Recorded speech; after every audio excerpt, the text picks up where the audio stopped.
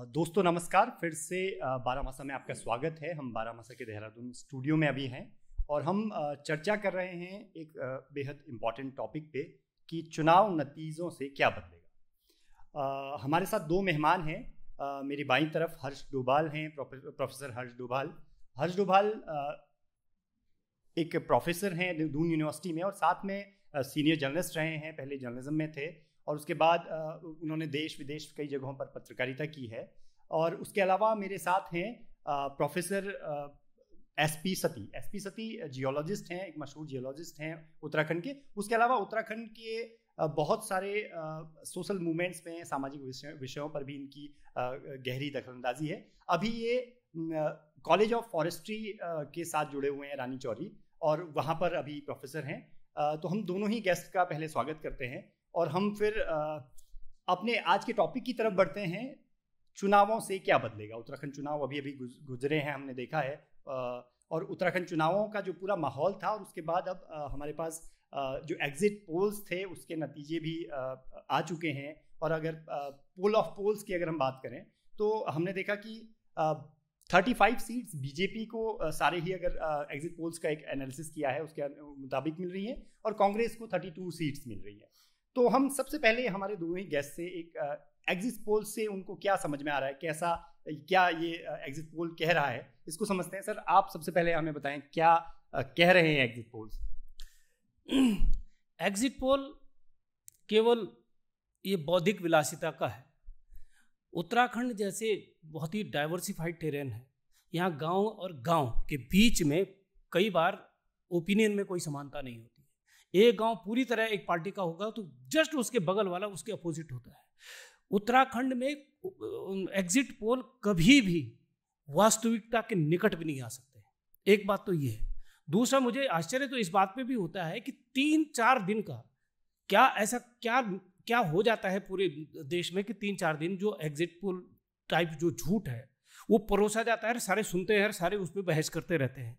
तो ये मेरे को ये रियलिस्टिक अप्रोच नहीं लगती। ये मेरे ख्याल से पूरे केवल भारतीय में होता होगा, जो 4 दिन एक झूठ के बल पर बहुत बड़ा मीडिया तंत्र और बाजार भी, और ये सारा का सारा चल रहा है। ये बड़ी विचित्र बात है। मतलब जो एक झूठ का गुब्बारा है सब जानते हैं, और 3 दिन बाद क्या होने वाला है, ये क्यों चलाया क्यों जा रहा है और इसको चलने क्यों दिया जा रहा है, ये मेरे को लगता है।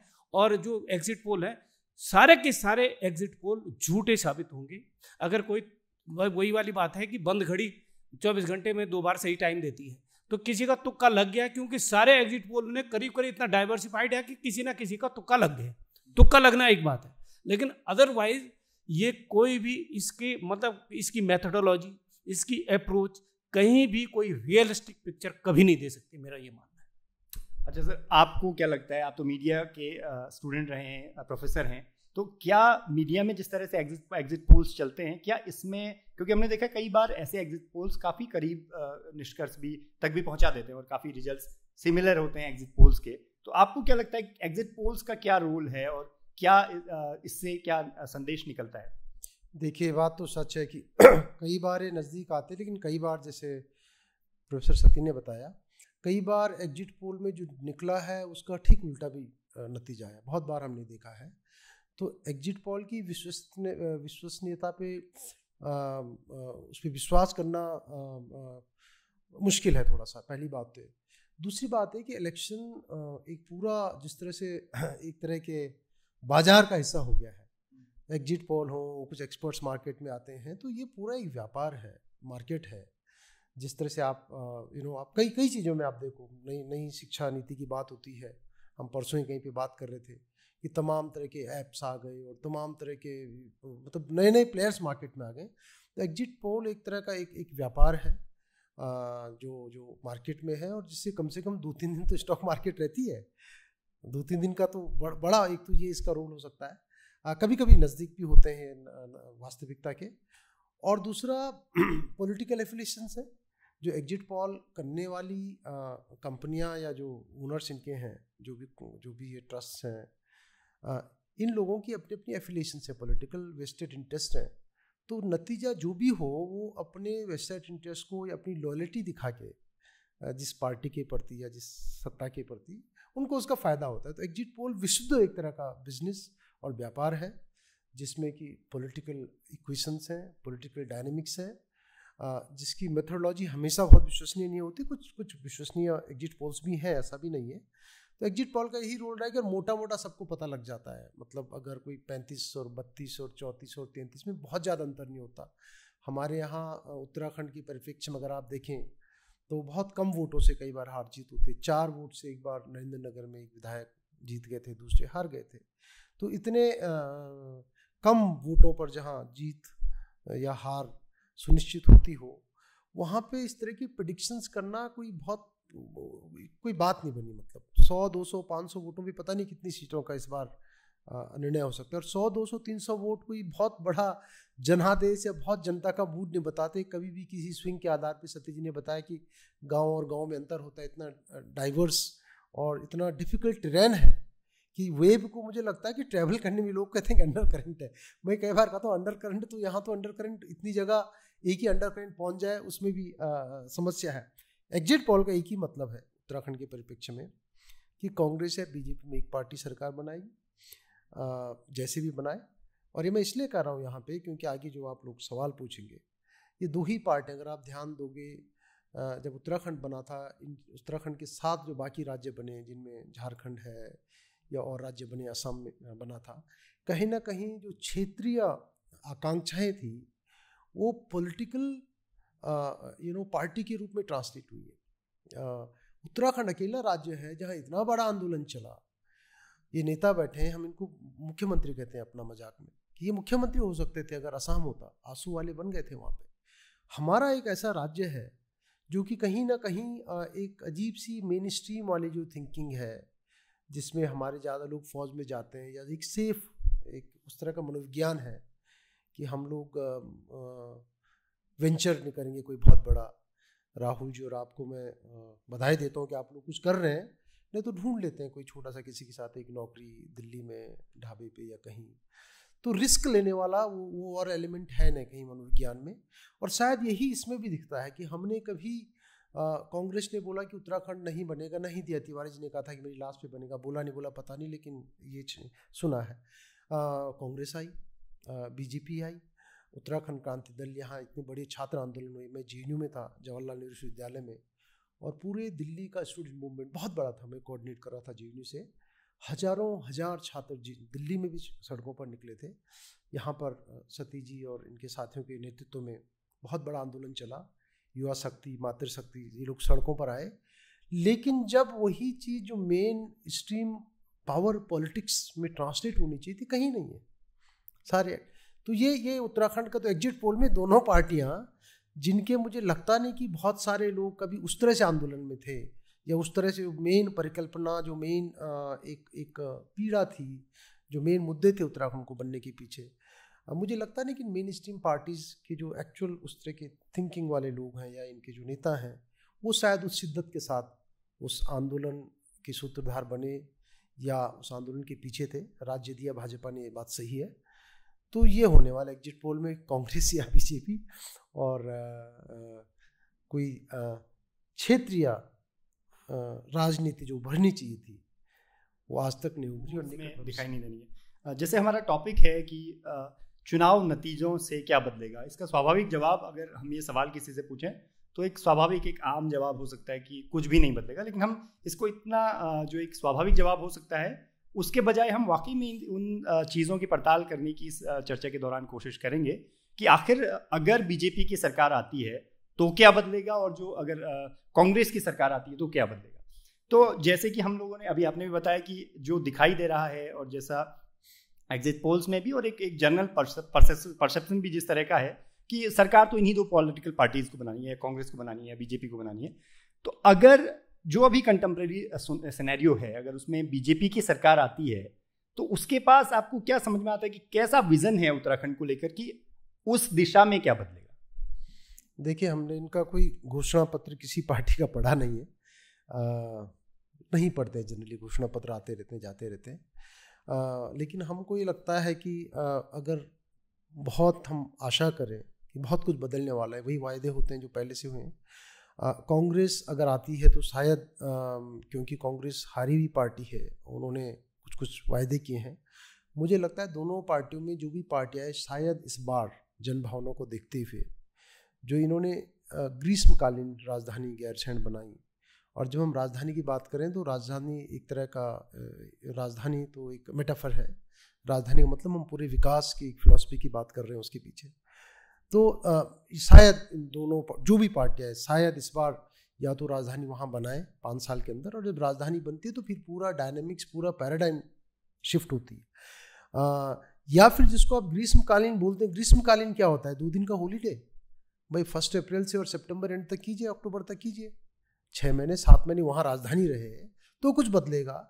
जो आपने जो मैदान के कोने में राजधानी बना दी, और जो कोना कभी जिस कोने की इमेजिनेशन में जो उत्तराखंड की परिकल्पना के पीछे जो मेन भावना थी, जो मेन उद्देश्य था, Dehradun as a symbol, as a metaphor, उसको कभी कैप्चर नहीं कर सकते उस इमेजिनेशन को।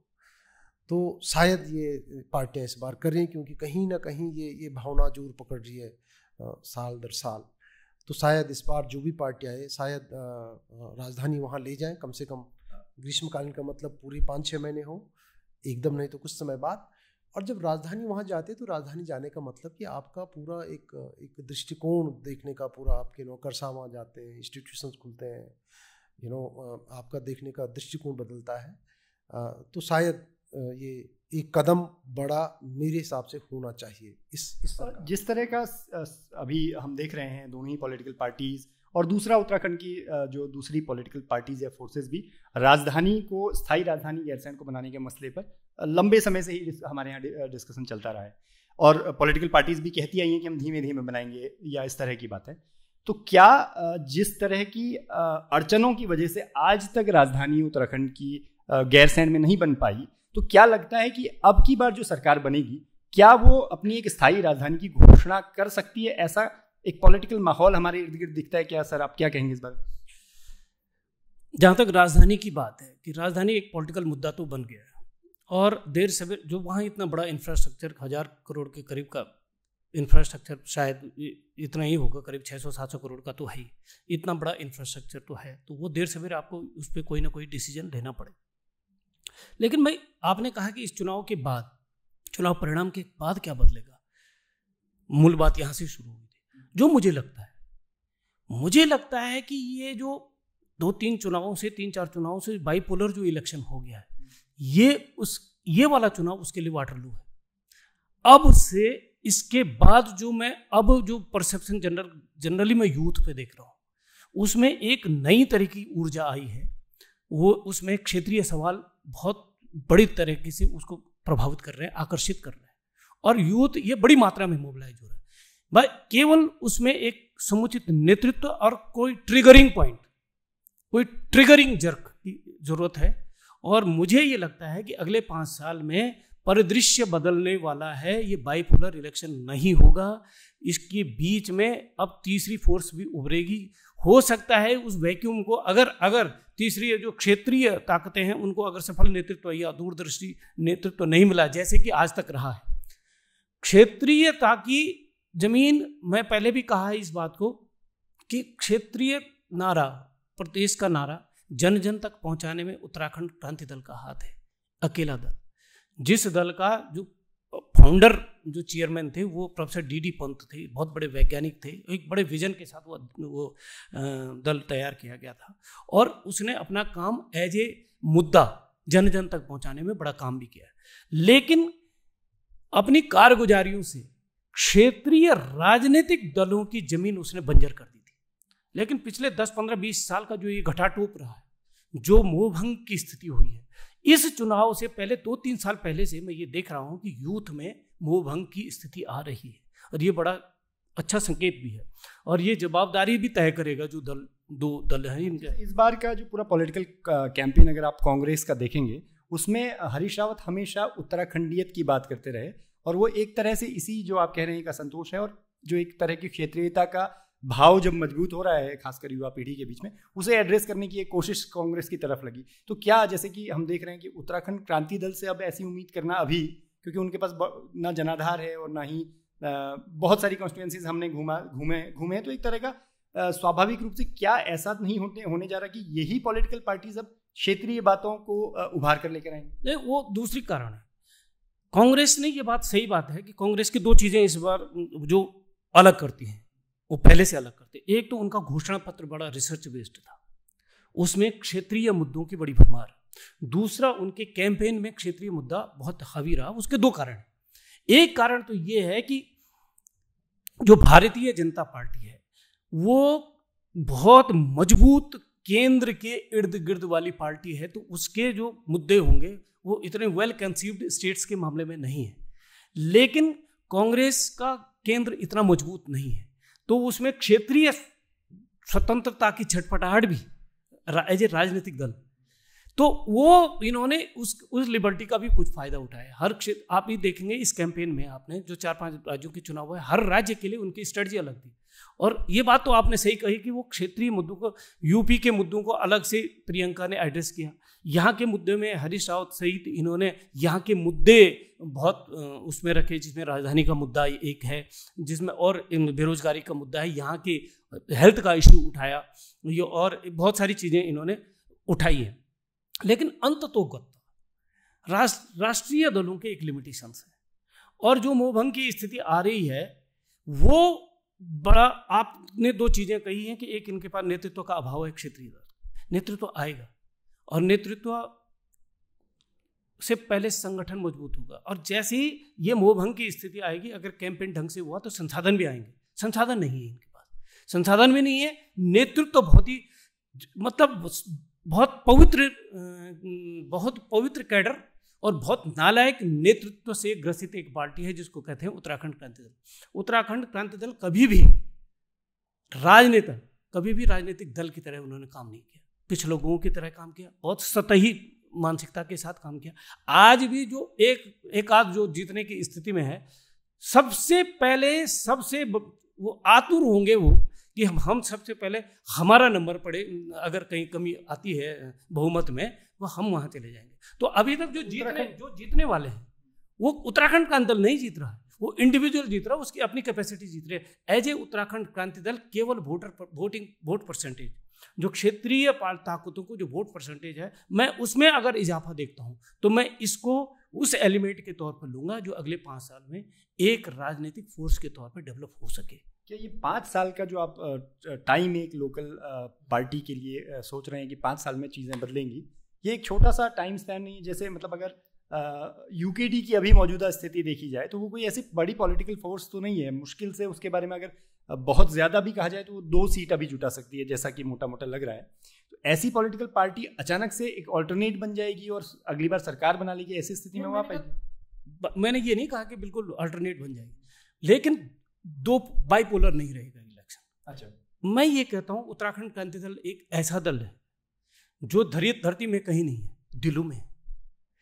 राष्ट्रीय पार्टियों के बीच में जो भी राष्ट्रीय पार्टी के कैडर हैं, राष्ट्रीय पार्टी के लिए काम करने वाले हैं, उनके दिल में भी है उत्तराखंड क्रांति दल जैसा वही होना चाहिए। उत्तराखंड क्रांति दल अभी दिलों में है, आप ये नहीं कह सकते उसका कि अभी इसका कायाकल्प हो जाएगा, आज कुछ नहीं है, ऐसी बात नहीं है। वो दिलों में है, नेतृत्व दूरदर्शी हो, विश्वसनीय हो, तो उत्तराखंड क्रांति दल अभी भी वंडर्स कर सकता है, ये मेरी मान्यता है। और वो किसी क्षेत्र के लिए, इस छोटे उत्तराखंड जैसे प्रदेश के लिए जिसमें बहुत ज़्यादा विद्रूप है, पहाड़ और मैदान का विद्रूप है, उसके लिए यहाँ के मुद्दों के साथ खड़ा होने वाला एक आश्वस्तकारी एक ऐसा दल तो जरूर चाहिए। और ये लोगों के बीच में है जो खांटी कांग्रेसी भी होंगे, खांटी भाजपाई भी होंगे, उनके अंदर एक तीस ये जरूर है कि उत्तराखंड क्रांति दल की मृत्यु इस प्रदेश के लिए ठीक नहीं।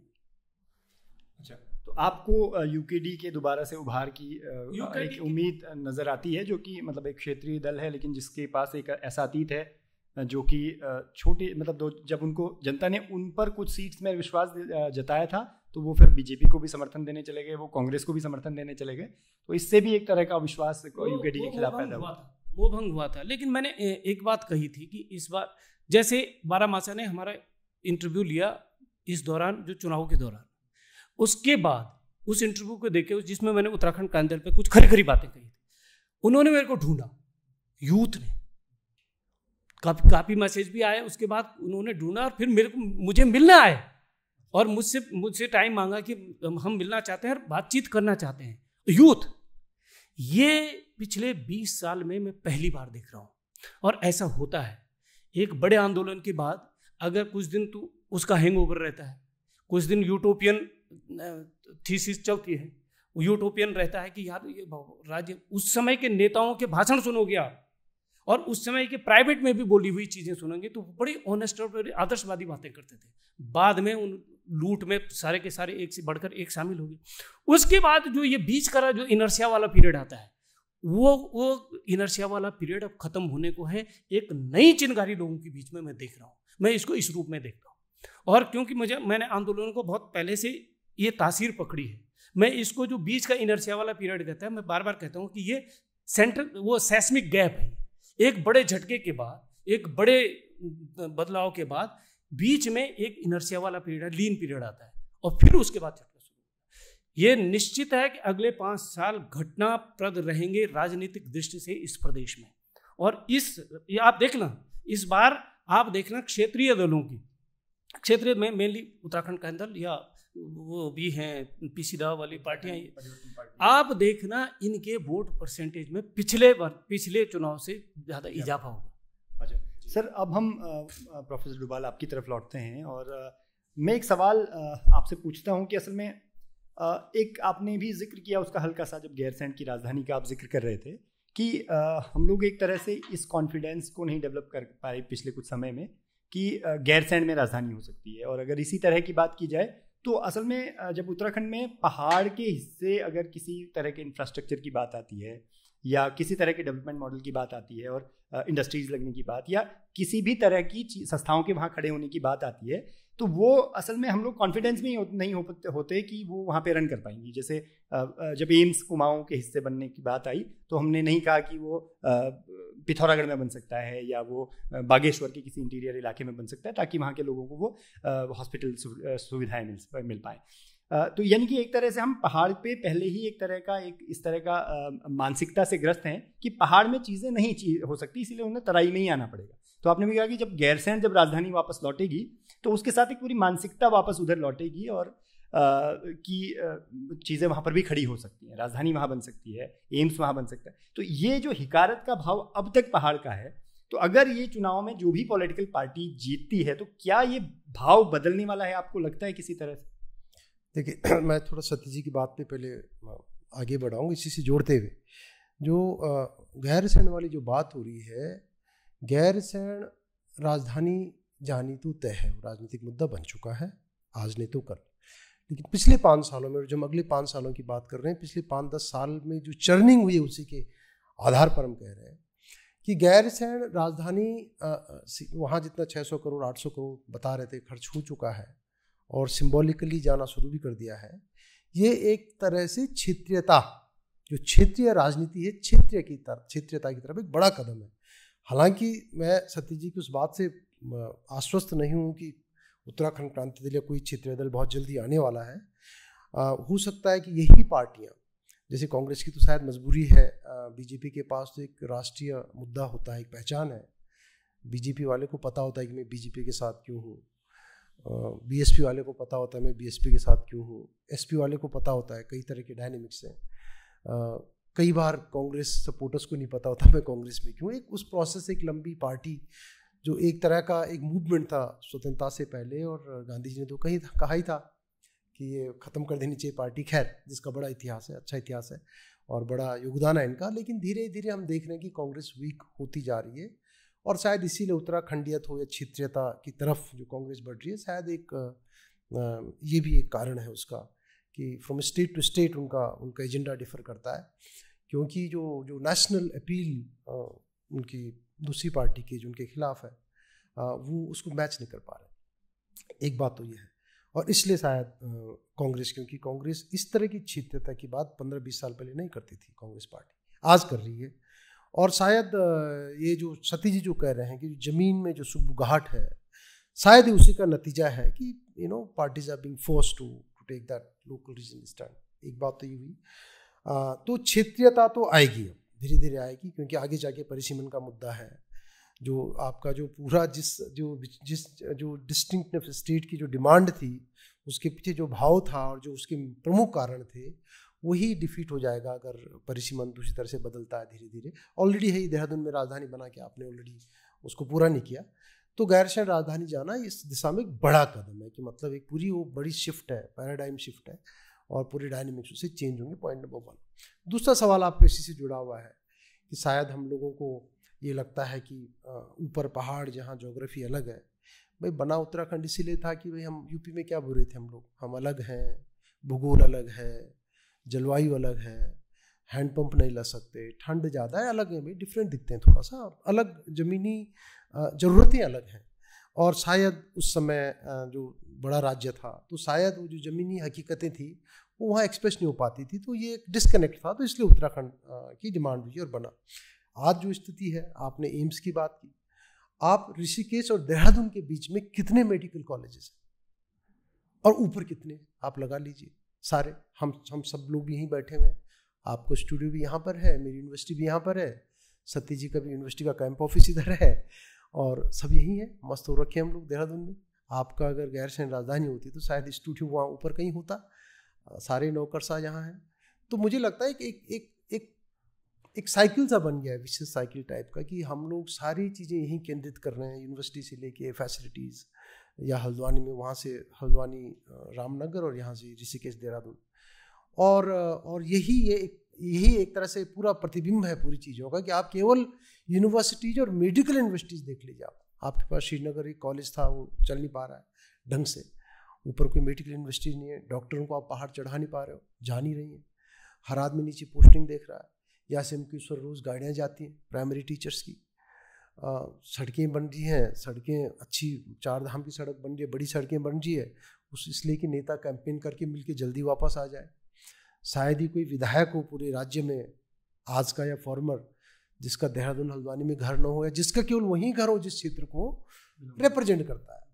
तो ये एक परिपाटी बन चुकी है हमारे विकास की, जिसके सेंटर में, जिसकी इमेजिनेशन के सेंटर में देहरादून और मैदान है, जहाँ कनेक्टिविटी है, जहाँ एयरपोर्ट है, जहाँ से दिल्ली जल्दी जाया जा सकता है, जहाँ रेलवे है, और तो ये उसका प्रतिबिंब है। तो मुझे लगता है कि ये सारा, जब ये गैर शहर जो बार बार कह रहे हैं, ये इन सब चीज़ों को रिवर्स करेगा। अदरवाइज यही रहेगा, मैं कोने में बैठे हुए, हर आदमी आना चाह रहा है, और मेरी भी अगर कल को नौकरी ऊपर टीजी का मैं रहने वाला लग जाएगी तो मेरे बच्चे का स्कूल है, मैं भी दौड़ूंगा जितनी जल्दी हो सके, फ्राइडे थर्सडे सैटरडे जब मौका मिला मैं भी नीचे आ गया। तो ये एक ना विशेष साइकिल में फंस गया है उत्तराखंड विकास के, अनलाइक हिमाचल और अनलाइक अदर स्टेट्स जो हिल स्टेट्स बनी हैं, या जो भी नई स्टेट्स बनी हैं, उनके स्टेट बनने के बाद उनके जो स्टेट का जो एग्जिस्टेंस का लॉजिक था, उसके पीछे कुछ उन्होंने उसको धरातल पर उतारा, जबकि हमारे स्टेट बनने के पीछे जो लॉजिक था वो धरातल पर 1% भी नहीं उतर पाया, बजाय इस बात के कि हमने कुछ ज़्यादा नेता पैदा कर लिए, कुछ ज़्यादा ब्यूरोक्रेट्स, और हमारे लोकल दोस्त बहुत सारे जो हमारे साथ पढ़ते थे, छोटे कॉलेज का इलेक्शन लड़ते थे, वो मंत्री बन गए। तो नौकरशाही और पॉलिटिशियंस की वैकेंसीज बढ़ गई, और बहुत ज़्यादा इसलिए नहीं हुआ क्योंकि हम ये जो राजधानी यहाँ बना के, और ये जो मैदान सेंट्रिक, जिसमें कि पहाड़ का अंतिम क्या बीच का गांव भी उसके सेंट्रल डिस्कोर्स में कहीं रहा नहीं है। एक्चुअल में जो सारी जितनी स्कीम्स हम चला रहे हैं, कहीं ना कहीं इसीलिए वो फेल भी हो रही। जैसे हमने अभी हमने सवाल एक तरह से लेने शुरू किए उत्तराखंड के, तो गैरसैंण स्वाभाविक रूप से आ गया, और उसके राजधानी का सवाल स्वाभाविक रूप से आ गया। तो इसी तरह से जो पहाड़ की दूसरी समस्याएं हैं, आपका सब्जेक्ट है जियोलॉजी, उत्तराखंड में पर्यावरण एक बड़ा मसला है और एक बहुत ही सेंसिटिव जियोलॉजी में हम लोग रहते हैं। तो ये जो अगला सवाल अगर हम लें, और वही इलेक्शन को ही हम इलेक्शन के बाद जो जियोलॉजिकल और जो एनवायरनमेंट के सवाल हैं, सर ये कैसे रहेंगे? इनमें क्या कोई, इन दोनों ही पॉलिटिकल पार्टीज के पास कोई विजन नजर आता है कि ये इन सवालों को भी एड्रेस कर पाएगा? एक तो थोड़ा सा ब्रीफली आप कंसर्न किन सबसे इंपॉर्टेंट एनवायरनमेंट के इश्यूज क्या हैं, इनको भी एक बार बताते हुए चलें।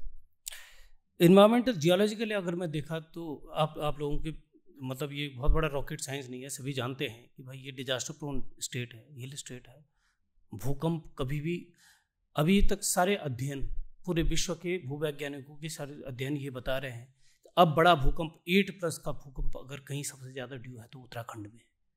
एक बात तो ये महत्वपूर्ण है। दूसरा, इस क्षेत्र में जो लैंडस्लाइड्स की वो है, फ्लैश फ्लड्स और लैंडस्लाइड्स की, वो उसकी घटनाओं में बहुत वृद्धि हो गई है राज्य बनने के बाद। उसके कई कारण हैं। विकास का जो मॉडल आपने अडॉप्ट किया है, जिस तरह से सो कॉल्ड विकास हो रहा है, उसकी वजह से हो गया। अब आप ये कहेंगे कि आपका जो दूसरा प्रश्न था कि राजनीतिक दलों में इसके प्रति कितनी संवेदनशीलता है। असल में राजनीतिक दल भी एक तरह से हमारे जनता का ही प्रतिबिंब है। वैसे ही है जैसे लोगों में दो तरह की प्रवृत्तियां मैंने अपने राज्य में देखी, जो कि मतलब दोनों जो प्रवृत्तियां हैं वो एक दूसरे को बिल्कुल डिनायल उसमें कॉन्ट्रडिक्ट करती हैं। एक तो ये कहते हैं कि बिल्कुल विकास विरोधी हैं, जो इसकी बात करते हैं, पर्यावरण की बात करने वालों में मैंने एक बात देखी, उनका डिनायल है कि बिल्कुल नहीं होना चाहिए। असल में इसका सबसे ज्यादा नुकसान पर्यावरण को होता है या एमिकेबल सॉल्यूशन को होता है। मेरा कहने का मतलब ये है कि जैसे डैम बन रहे हैं, या अब तो लोग पढ़े लिखे भी बहुत हो गए, अवेयरनेस बहुत हो गई, तो आप सिरे से पहले इस मानसिकता के साथ जाते हैं कि बोलने के लिए कि ये बिल्कुल नहीं बनना चाहिए। हमने प्रोफेसर नवीन जुयाल और जब से हम लोग इसको अध्ययन करने लगे, हमने नाक वाली बातें करनी बंद करी। हमने कहा भैया बनाइए, नॉर्म्स भी आपके हैं, किसी भी प्रोजेक्ट को आप बनाइए, आपने निर्धारित कर रहे हैं नॉर्म्स, उन नॉर्म्स में 50 खामियां हैं, लेकिन नॉर्म्स तो हैं, रूल्स हैं, उसके प्रोटोकॉल है कुछ, आप उसको फॉलो कर दीजिए और बनाते रहिए। वो मजेदार बात यह है कि अगर आप डिनायल में जाते हैं, आप सीधे बोलते हैं कि मत बनाओ, तो आपके सबसे सरल होता है सत्ताओं को या नीति निर्धारकों को आपको विकास विरोधी साबित करना। ये प्रवृत्ति जो है, ये हमारे प्रदेश में ये प्रवृत्ति रही है। मैं अभी एक्टिविज्म में भी ये देखता हूं कि ये प्रवृत्ति बिल्कुल सिरे से आ जाएंगे कि अध्ययन से होना चाहिए।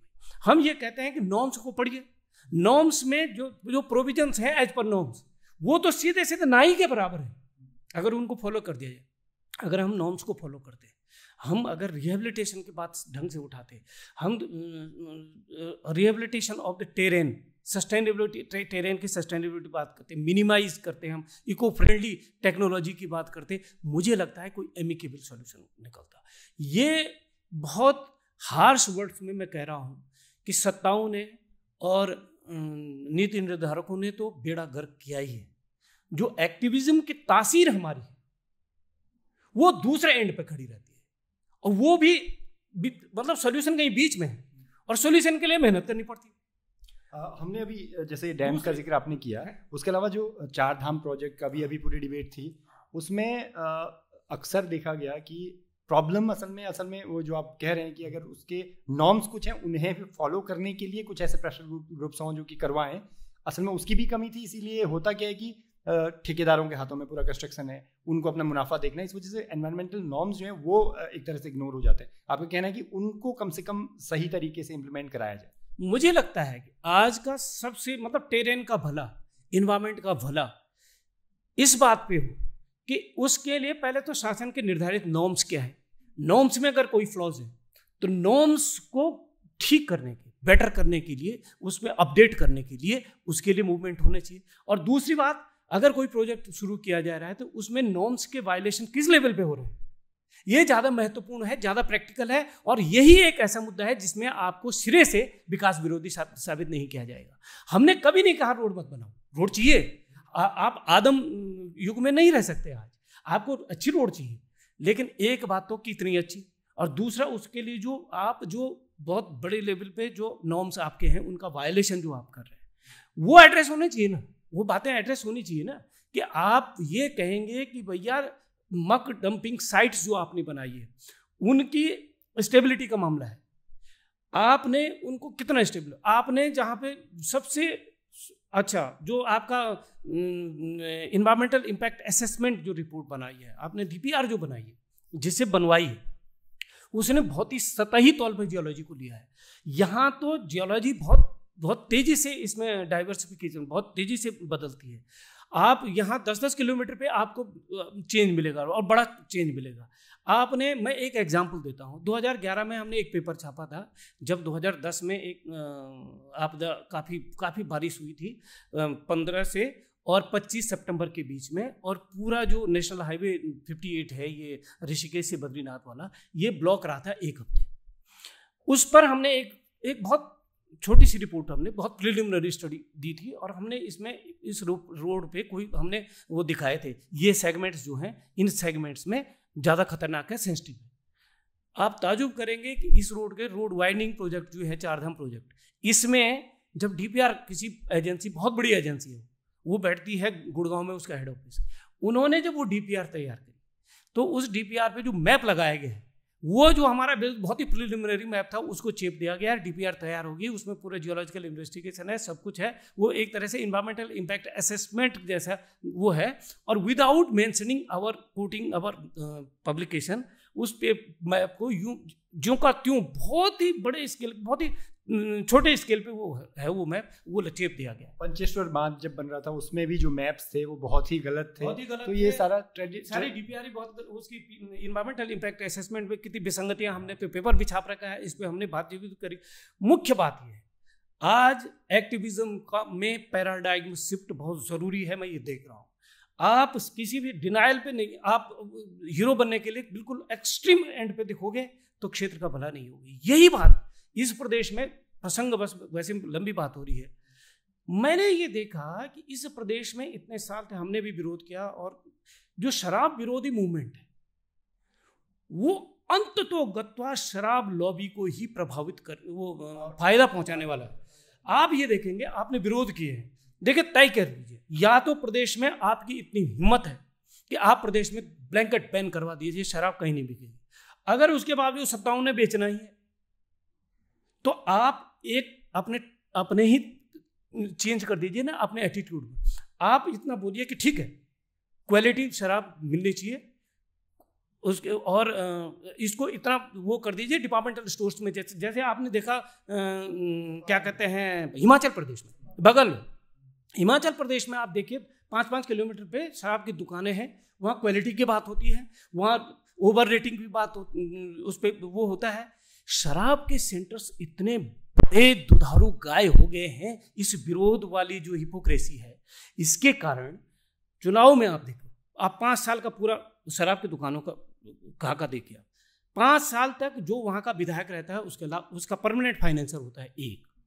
जैसे ही चुनाव आते हैं वैसे ही वो पर्ची से वहाँ से वो शराब का डिस्ट्रीब्यूशन भी कार्यकर्ताओं को उनको सीधे सीधे वहाँ से डिस्ट्रीब्यूशन सेंटर बन जाता है। और तीसरा सबसे महत्वपूर्ण बात यह है, क्योंकि वो उस क्षेत्र में 2-3 दुकानें, तो वहाँ क्योंकि शराब तो वहीं वो खरीदने जाते हैं, तो 10 लाख 15 लाख 20 लाख का पर डे का कैश, केवल वही सेंटर है जहाँ 15-20 लाख का कैश पर डे है।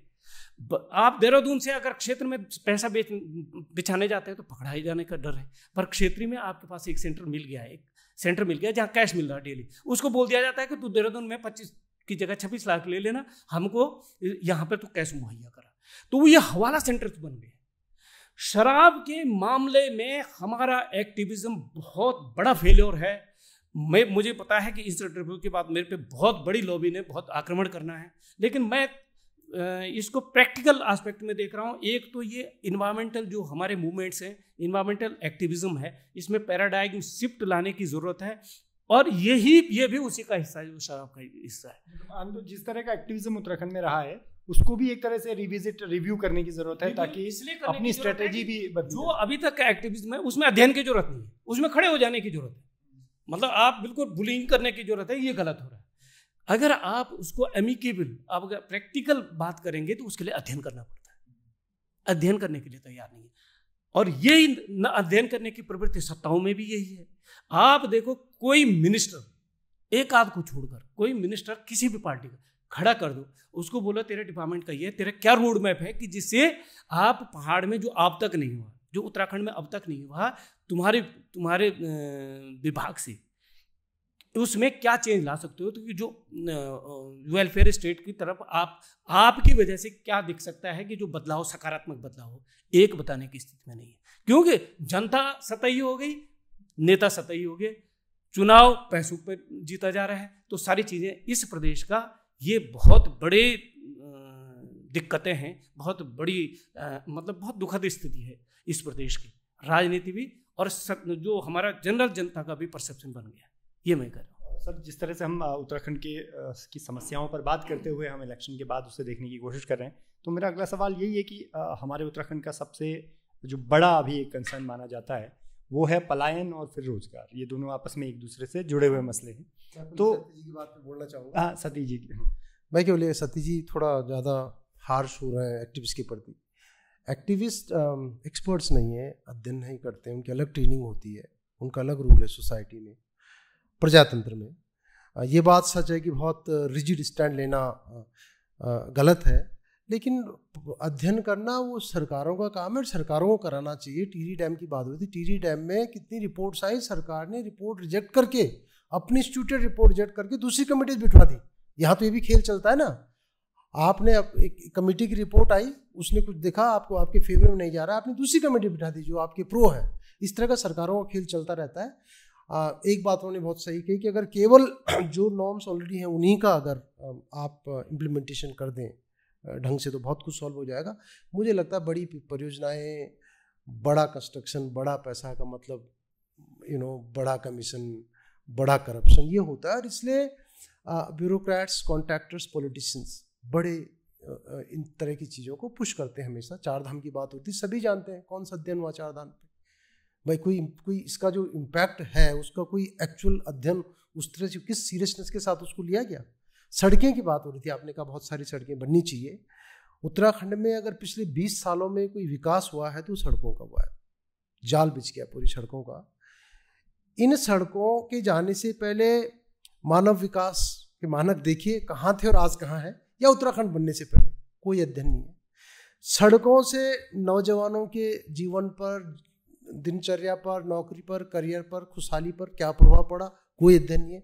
सड़कें बन गए, अब सड़क को आप विकास कैसे मान सकते हैं अपने आप में, जब आप दूसरी तरफ बोल रहे हो कि रोजगार नहीं है, लोग भाग रहे हैं, गांव घोस्ट हो गए, क्या मतलब इन सड़कों का।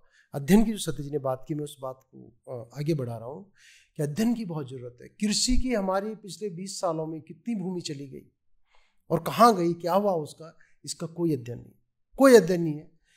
पलायन की आपने बात की, पलायन आयोग आपने बनाया, पलायन आयोग के एक्सपर्ट्स भी शायद रिसर्चर्स बाहर से आए थे, वो श्रीनगर उधम विश्वविद्यालय के नहीं थे, उनकी भी आपको बाहर की जरूरत पड़ी। उन्होंने एक रिपोर्ट सबमिट की, एक तरह की फॉर्मेलिटी पूरी हो गई।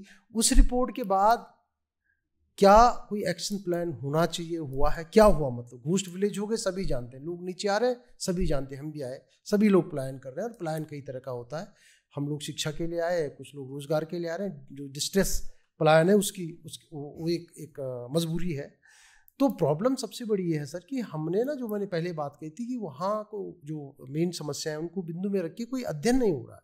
दो मैंने आपको एग्जाम्पल दिए, सड़कों से कितनी ज़मीन गई और कृषि कानून हमारा कितनी ज़मीन, आप चंबा से और मसूरी के बीच चले जाइए, इतने बड़े रिजॉर्ट्स बन गए, स्विमिंग पूल चल रहे हैं। मतलब उस ठंड में, जहाँ की चंबा से आगे बेल्ट में जाओ आप, गर्मियों में वहाँ पर 20-20, 30-30 गांव की औरतें और बच्चे बर्तन लेके खड़े हो जाते हैं। मेरे साथ एक दोस्त है डेविड बारसैमन, जा रहा था, रोने लगा बैठ के।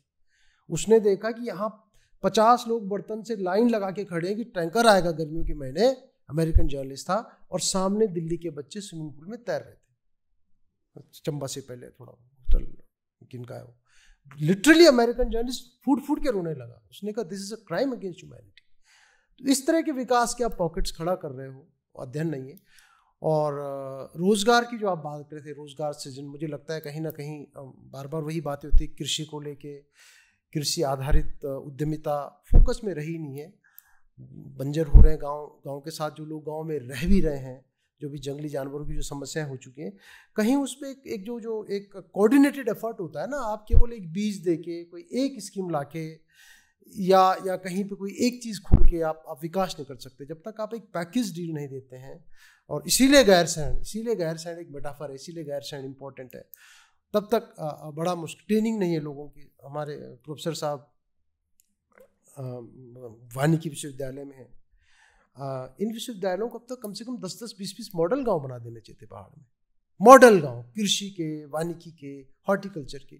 इतने एनजीओज हैं, हम गांव भी यहाँ से बचा रहे हैं, हिमालय भी बचा रहे हैं, पर्यावरण देहरादून से बचा रहे हैं। कोई 2 मॉडल गांव बता दो कि जहाँ किसी संस्था ने या सरकार ने, या इतने सालों से हमारी हॉर्टिकल्चर, एग्रीकल्चर यूनिवर्सिटी चल रही है, इन्होंने एक मॉडल कहीं खड़ा किया कि ऐसे उत्तराखंड में होना चाहिए, ये कृषि होनी चाहिए, तो चल रहा है, लेकिन कहीं हमारी इम्फेसिस वहाँ रही नहीं है। और यही कारण है कृषि, हॉर्टिकल्चर, इसको आपको लाना होगा। टूरिज्म की बहुत बात हम लोग करते हैं, सॉफ्ट स्किल्स ट्रेनिंग्स नहीं है। बाहर के लोग आके, बाहर का मतलब कि सभी लोग अपने देश के हैं, लेकिन मेरा मतलब है जिसके लिए जिनकी हम बात कर रहे हैं, जो हमारे कंसर्न है ऊपर, उनकी अगर हम बात करें तो लोग हॉस्पिटैलिटी बिजनेस में नहीं है, उनकी ट्रेनिंग नहीं है। आपने आजकल वो कौन सा है वो पेइंग गेस्ट वाला स्टे, होम स्टे वाला है। होम स्टे में भी मैंने देखा कि बहुत वेल इन्फॉर्म्ड या वेल टू डू फैमिली के लड़के कर रहे हैं अच्छा, लेकिन वही कर रहा है जिसके पास पूरी जानकारी है। इतनी स्कीम्स हैं सरकार की देहरादून की फाइलों में, या कुछ लोगों को आपको सब्सिडी मिल जाएगी, कुछ को लोन मिल जाएगा, कुछ का होम स्टे हो जाएगा, उसका इम्प्लीमेंटेशन, उस तरह की अवेयरनेस, चेतना धरातल पर कहीं नहीं है। बड़ी बड़ी स्कीम्स हैं, सब कुछ है, कहीं हर्बल है, कहीं कौशल विकास है, बहुत सारी स्कीम्स हैं सरकारों की, लेकिन कहीं धरातल पर उसके बारे में चेतना और उसको लेके जो स्किल बिल्डिंग है, सॉफ्ट स्किल ट्रेनिंग, वो नहीं हो रही है। टूरिज्म बहुत बड़ा क्षेत्र है, आपको ऑल्टरनेटिव जो घिसे पिटे छोड़ के, अब यहीं से आप धनोल्टी जाते हैं या मसूरी जाते हैं, ये जो यहाँ से जो धनोल्टी जो बीच में जाता है ना, सुरकंडा के नीचे क्या जगह है, कद्दू खाल में जो रास्ता मिलता है, ये एक बेल्ट है, बहुत बढ़िया डेवलप हो सकता है, बहुत लंबा रास्ता है, बहुत। अब सारा जैम आप यहाँ मसूरी रोड पे लगा लेते हो धनोल्टी जाने के लिए। तो इस तरह के आपने ऑल्टरनेटिव पॉकेट्स, ऑल्टरनेटिव तरीके आपको डेवलप करने होंगे। और सर, एक सवाल मैं अब आपके सब्जेक्ट से पूछता हूँ, कम्युनिकेशन के। हमारे स्टेट में जो पॉलिटिकल कम्युनिकेशन है, आपने देखा होगा ये इलेक्शंस जो गुजरे हैं, उसमें किस तरह का ट्रेंड आपको दिखाई दिया? क्योंकि दोनों पॉलिटिकल पार्टीज किस तरह की कैंपेनिंग कर रही थी, और क्या आपकी उस पर नज़र थी, और वो कैसे इम्पैक्ट डाल रही थी वोटर्स को, यंगस्टर्स को, या यहाँ की महिलाओं को, या यहाँ के जो ग्रामीण हैं उनको, या जो तराई और पहाड़ के लोग हैं, इनको अलग अलग? आपने इस पर नज़र डाली? बिल्कुल, देखिए इसमें बीजेपी काफ़ी आगे है। उन्होंने जो राशन जो उस समय दी, और उसके अलावा ये जो राशन के अलावा दूसरा क्या था सर, एक तो प्राइमरली जो राशन वाला पेंशन, जो पैसा जो बैंक खाते में है, ये उन्होंने बहुत अच्छे से कम्युनिकेट किया। और मैं कई बूथों पे गया मॉर्निंग में और शाम को, जो लंच के बाद जो महिला जो दिन में या तो खेत में थी या जंगल गई थी घास काटने, सुबह बड़ा इन्फॉर्म्ड था वोटर, बिफोर लंच वाला। आफ्टर लंच वाला जो काम करके जो लोग आते हैं, जो बहुत इन्फॉर्म्ड नहीं है, बहुत ओपिनियटेड नहीं है, लेकिन मैंने 2-4 सुगबुघाट से पता किया कि ज़्यादातर मोदी सपोर्टर थे। तो मोदी जी का एक तो जनरल, एक ओवरऑल तो है ही, एक बहुत बड़ा तंत्र है, लेकिन वो तंत्र तो प्रोपेगेंडा भी करता है। लेकिन ये दो चीज़ें, एक पेंशन वाला और ये वाला जो राशन वाला, ये इन्होंने बहुत अच्छे से कम्युनिकेट किया। और मुझे लगता है कि कांग्रेस का जहाँ तक सवाल है, कैंडिडेट टू कैंडिडेट है, कांग्रेस का पॉलिटिकल कम्युनिकेशन उतना स्ट्रांग नहीं रहा। कांग्रेस पार्टी को जो भी सीट्स आती हैं, जितनी भी आती हैं, मुझे लगता है कि कैंडिडेट टू कैंडिडेट डिपेंड करता है काफ़ी कुछ, बजाय कि as a party. Like BJP में कार्डर वोट बहुत अच्छा था, क्योंकि उनका कम्युनिकेशन भी है, उनकी आइडियोलॉजी है। कम्युनिकेशन का केवल इलेक्शन के दौरान का नहीं है, बल्कि एक सतत जो चलता आ रहा है। On the other hand, Congress का कैंडिडेट बेस्ड कुछ एंटी इनकम्बेंसी फैक्टर, कुछ जो उनके नेता हैं पहले से जुड़े हुए हैं, और कुछ जो उत्तराखंड थे, बाकी जो लोकल मुद्दों की वो बात करते हैं, वो रहा। बट डेफिनेटली बीजेपी का कम्युनिकेशन ज़्यादा मजबूत है। एक आखिरी में आपसे पॉलिटिकल ये कम्युनिकेशन के ही का ही एक क्वेश्चन फिर से लेता हूँ कि सोशल मीडिया काफ़ी प्रभावी हुआ है इस बीच में। सोशल मीडिया का कितना असर इन इलेक्शंस में दिखाई दिया? भाई ऐसा है कि हम जब छोटे थे गढ़वाल में, तो तब तो हमें याद है कि विद्यासागर नौटियाल जी लड़ते थे, तो एक कार चलती थी, एक गाड़ी चलती थी एम्बेसडर कार, और उसमें हमें याद है बचपन में। तो पहली बात है कि पॉलिटिकल कैंपेन्स तो स्टूडियोज़ में, कुछ दिन पहले तक स्टूडियोज़ में थे, अब वो सोशल मीडिया पे आ चुके हैं। पहाड़ में रहा है, लेकिन मुझे लगता है कि उतना स्ट्रॉन्ग नहीं है, क्योंकि कनेक्टिविटी और इस तरह का जो इशू है, जो मैदानी और शहरी भाग हैं वहाँ तो ज़्यादा इम्पैक्ट रहा है इसका। लेकिन गांव की तरफ जो हम गए, सोशल मीडिया का होना शुरू हो गया है, लेकिन वो वाला इम्पैक्ट नहीं है उसका जो देहरादून में है। नेवरदलेस सोशल मीडिया एक बहुत इंपॉर्टेंट रोल प्ले कर रहा है। मैं इसलिए कर रहा हूँ कि मेरे अपने छात्र को कई विधायक के जो कैंडिडेट्स थे, उम्मीदवार थे, उन्होंने अपने साथ पर्सनली रखा था सोशल मीडिया हैंडल करने के लिए, और ऑब्वियसली वो पेड थे, तो इसका मतलब इसका काफ़ी प्रभाव रहा है। सर अब आपसे एक और आखिरी ही सवाल मैं पूछता हूँ, क्या लग रहा है असल में कि जो हमारा सवाल है कि चुनावों के बाद बदलने वाला क्या है? चुनाव के बाद आपको बहुत बड़ा बदलाव तो नहीं दिखेगा। इस चुनाव में जो डॉक्टर साहब ने कहा, मैं डॉक्टर डोभाल ने, मैं उनकी बात से सहमत हूँ कि मैंने ये देखा कि इस बार एक ट्रेंड था वोटर में कि कर्मचारी तो 80% ब्लॉक उसने भाजपा के खिलाफ वोट दिया, लेकिन महिलाओं में इसका मोदी फैक्टर बहुत चला। एक तो ये है। दूसरा, पहली बार ऐसा हुआ बड़े पैमाने पर कि जब एक घर में सबने अलग अलग वोट दिए, एक घर में, बड़ी बात है एक बात। तीसरे महत्वपूर्ण बात जो इस चुनाव में हुआ, जो आगे के जो 5 साल के कार्यकाल में फर्क पड़े दिखेगा, पहली बार ऐसा हुआ कि इंडिविजुअल वोटर को पैसा गया और इंडिविजुअल वोटर ने वोकल होकर पैसे मांगा। और चौथी महत्वपूर्ण बात है कि वोटर में केवल पुरुष वोटर नहीं, महिलाओं ने भी वोकल होकर पैसे मांगा। ये ऐसे कई कैंडिडेट्स ने बताया कि वो कह रहे हैं कि महिलाएं क्षेत्र में वोट मांगे। इससे क्या साबित होता है? इससे साबित ये होता है कि 50 दावे करें कि जो कैडर पार्टी वाली बोले कि कैडर हमारा बहुत मजबूत हो रहा है, ऐसा कुछ नहीं है। पैसा मैनेज कर रहा सारे कैडर को भी, पैसा ही है सब महत्वपूर्ण। अगर जीत हार में पैसे का बहुत महत्वपूर्ण भूमिका होने जा रही है।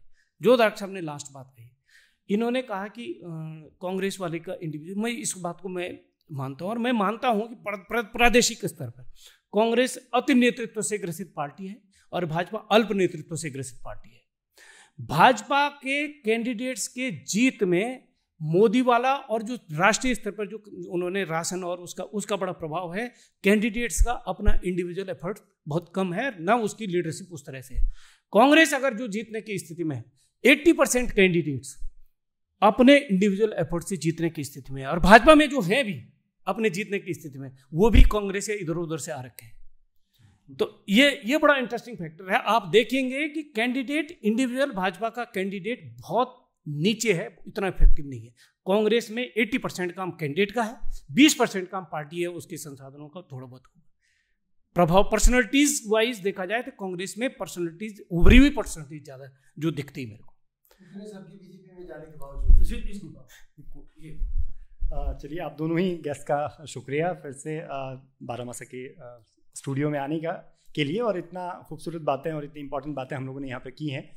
दोस्तों, तो ये बारामासा का एक स्पेशल प्रोग्राम था, और कल इलेक्शंस के रिजल्ट आने वाले हैं। रिजल्ट्स पे भी हम लोग कुछ विश्लेषण के प्रोग्राम्स आपके साथ लेकर आते रहेंगे।